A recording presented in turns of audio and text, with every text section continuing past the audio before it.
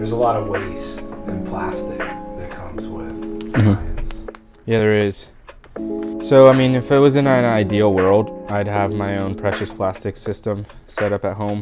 DIY plastic recycling system. You can get the blueprints for everything you need online at Precious Plastics.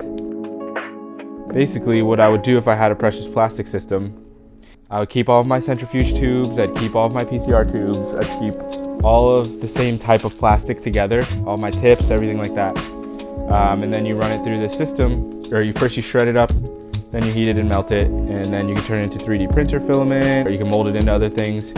That way you can do your own recycling at home or at a community scale, which I think is really important because whenever we put stuff in the recycling bin to begin with, it might end up in China, it might end up in Malaysia. Typically, most of our recycling is sold to Asia, and then it's recycled and eventually sold back to us as pellets or flakes that can be then melted and formed into whatever you need it to be, where you can just be doing that at home. I built a 3D printer before with the intent of recycling my own plastic and then making things with it again.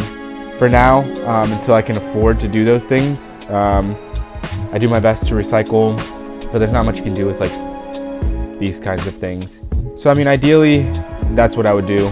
For now, I recycle as much as I can, and sometimes things end up in the landfill, which in some cases is more ideal than it being burned in an Asian country or burned here. So, an ideal world, precious plastics, but for now, we just do the best that we can.